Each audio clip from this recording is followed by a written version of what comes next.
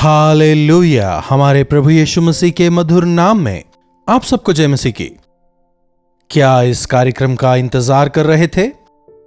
अगर अब तक आप सो रहे हैं तो फिर आप उठ जाइए। हर रोज हम इस कार्यक्रम को आपके लिए लाते हैं ताकि आप आत्मिक तौर पर बलवंत हों प्रभु के दूसरे आगमन के लिए। हम सभी तैयार हों। आइए प्रार्थना से आज के मनन की शुरुआत करें। महापवित्र परमेश्वर, जब तक हम इस संसार में रहेंगे इस मिट्टी के शरीर में ही रहेंगे, लेकिन प्रभु हम महिमा में शरीर के इंतजार में हैं।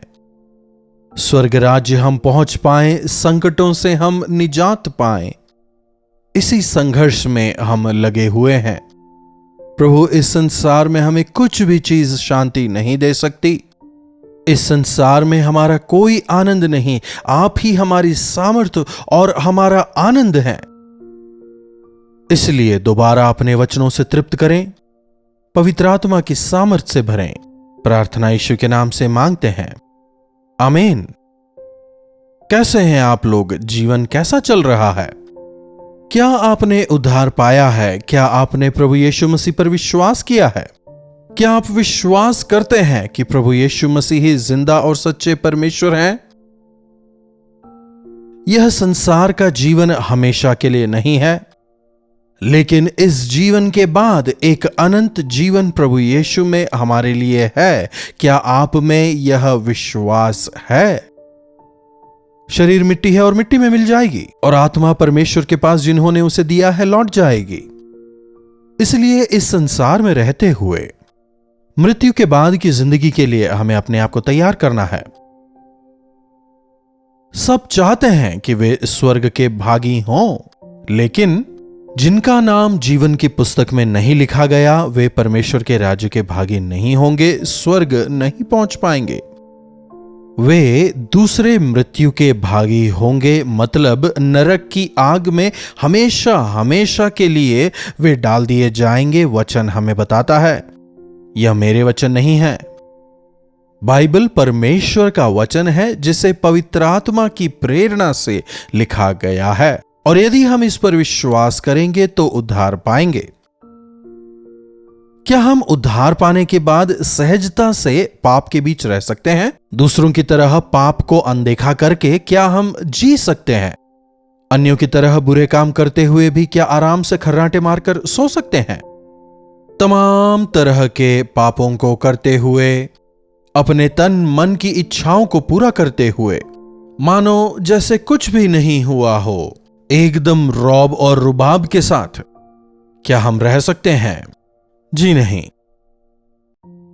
देखिए, जो अब भी पाप में हैं उन्होंने अब तक मन नहीं फिराया तो वे फिर भी रह सकते हैं, लेकिन हम जो पाप में मरे हुए थे, हम जो पाप की वजह से, दोष की वजह से मरे हुए थे, और प्रभु ने जब हमें जीवन दिया, अब हमारा विवेक जीवित है। इसलिए छोटी से छोटी गलती भी हमें कचोटती है। कई लोग अपने स्वयं की सामर्थ्य से, बुद्धि से, ताकत से एक पवित्र जीवन जीने की काफी कोशिश करते हैं, लेकिन उनसे यह नहीं हो पाता। कारण क्या है जानते हैं? क्योंकि हम इस मिट्टी के शरीर में ही हैं। उतना ही नहीं, हम इस संसार में जी रहे हैं, और इस संसार का जो अधिकारी है वो शैतान है, और वो हमारा विरोधी है। तो यदि इस संसार में हमें शांति से रहना है तो संघर्ष करना होगा। प्रभु के लिए, पवित्र आत्मा के लिए, प्रभु की सामर्थ्य के लिए हम में भूख होनी चाहिए, आशा होनी चाहिए।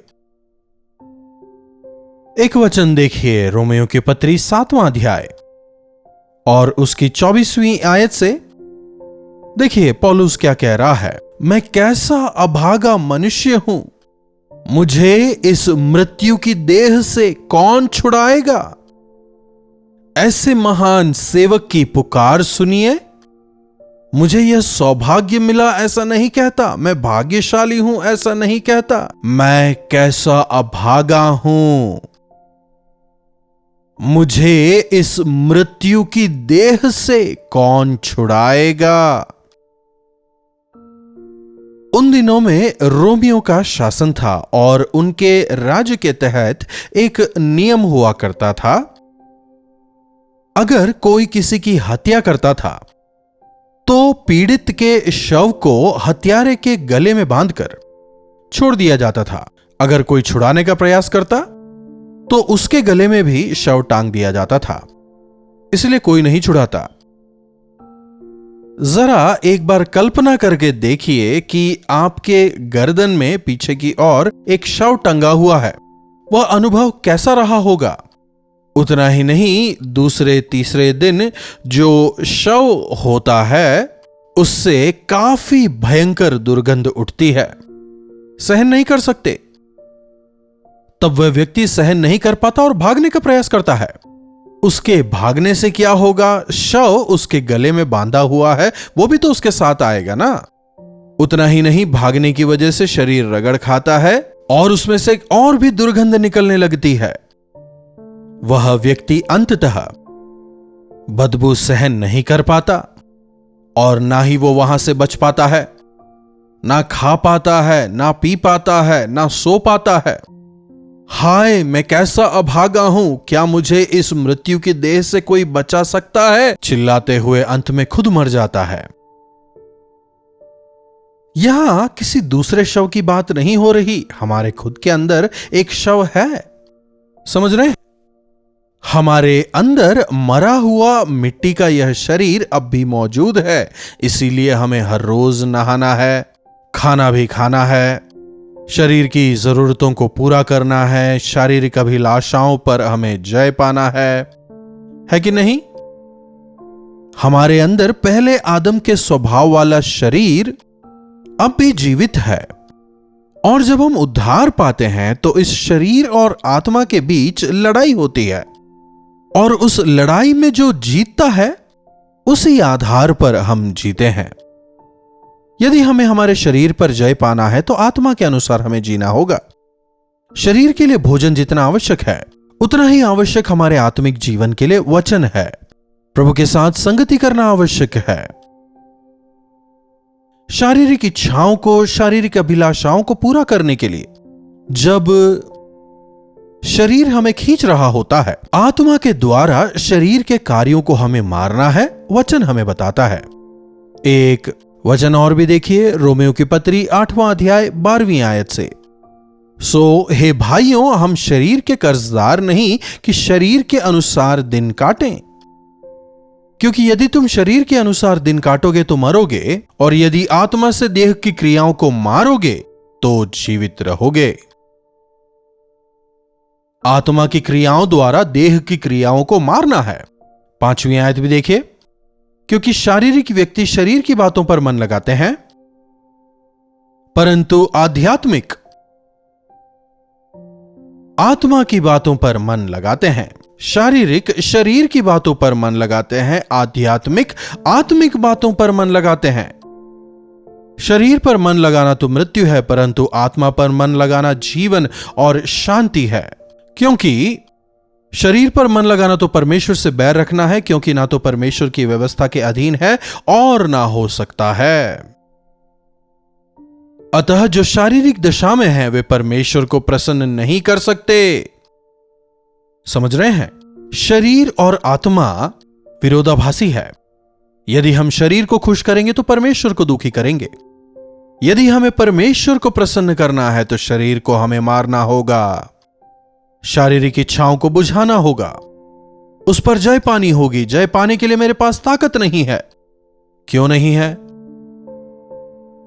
आप शारीरिक कामों के लिए काफी समय देते हैं, भोजन के लिए, वस्त्रों के लिए, सांसारिक बातों के लिए, संसार में नाम कमाने के लिए दिन रात मेहनत करते हैं, लेकिन आत्मिक जीवन को बलवंत करने के लिए, प्रभु के साथ संगति करने के लिए, प्रार्थना करने के लिए, वचन को पढ़ने के लिए, उनके अन्य संतानों के साथ संगति करने के लिए कितना समय बिताते हैं?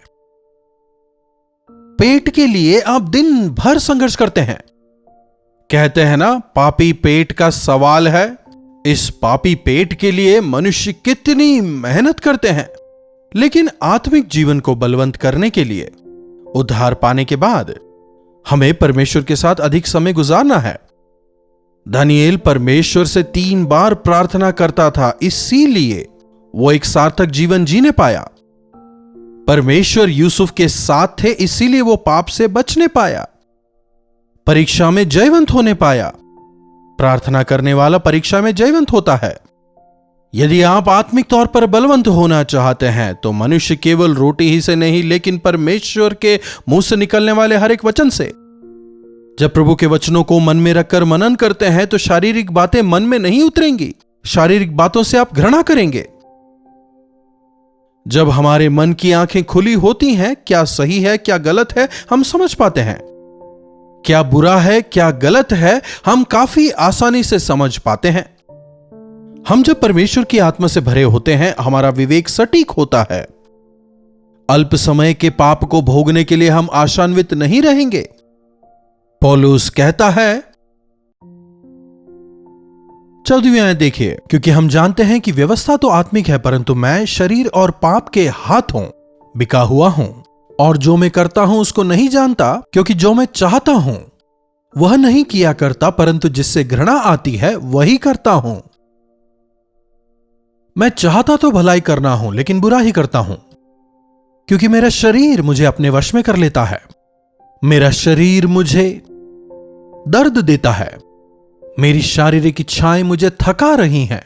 17वीं आयत पढ़ना चाहूंगा, देखिएगा। तो ऐसी दशा में उसका करने वाला मैं नहीं वरन पाप है जो मुझ में बसा हुआ है, क्योंकि मैं जानता हूं कि मुझ में अर्थात मेरे शरीर में कोई अच्छी वस्तु वास नहीं करती। इच्छा तो मुझ में है, परंतु भले काम मुझसे बन नहीं पड़ते।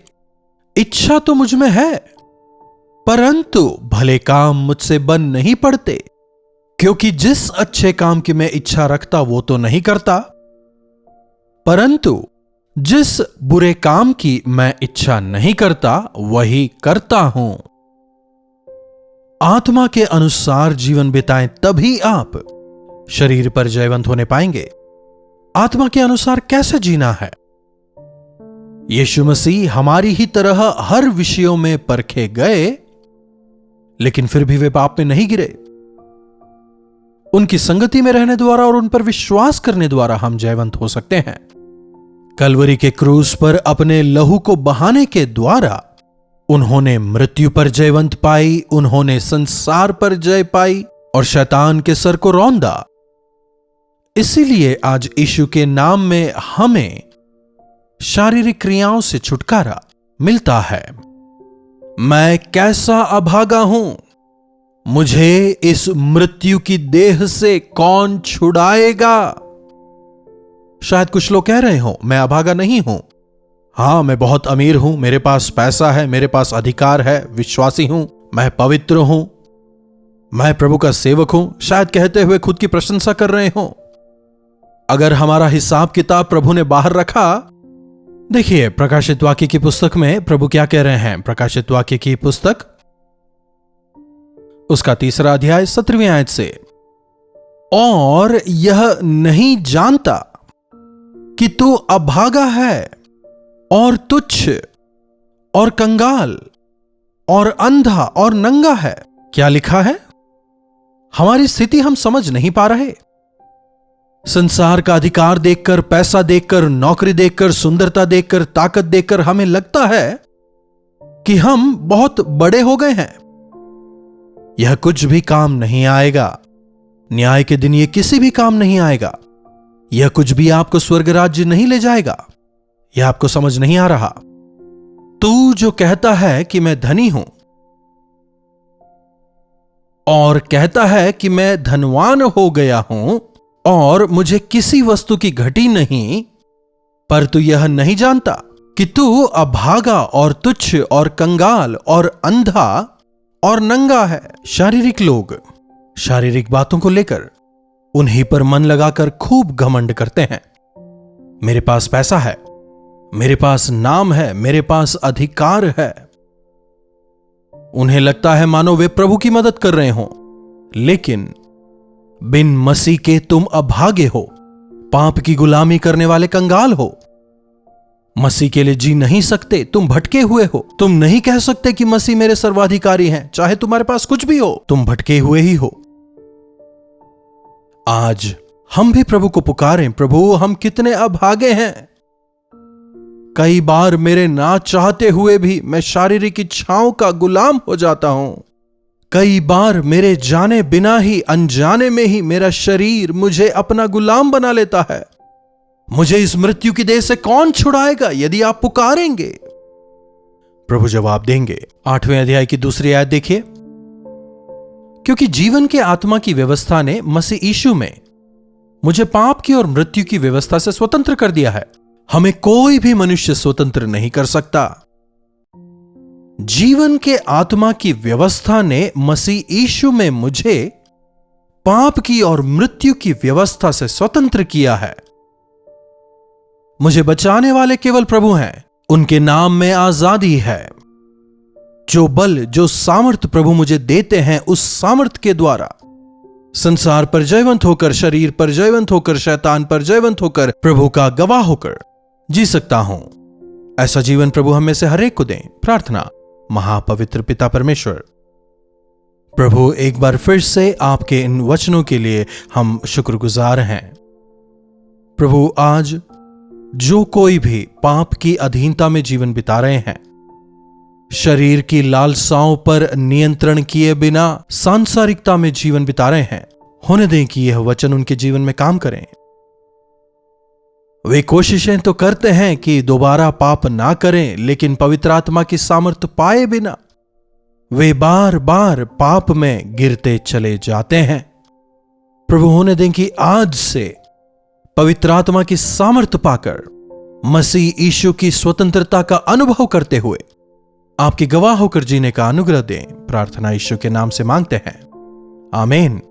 अब हमारे पिता परमेश्वर का प्रेम, प्रभु यीशु मसीह का अनुग्रह, पवित्र आत्मा की संगति और सहभागिता हमें से प्रत्येक के साथ आज, कल और सर्वदा बनी रहे, आमीन।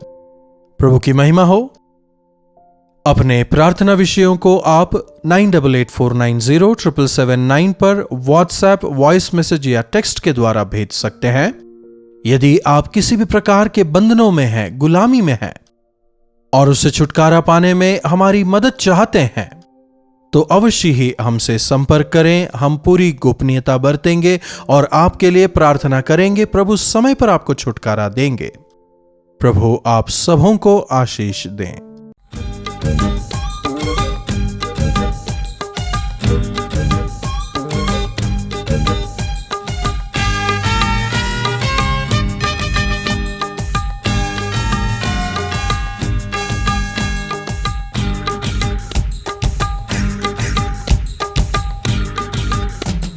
कलवरी दर्शन, ये है प्रेम के दर्शन, यीशु प्रेम के दर्शन।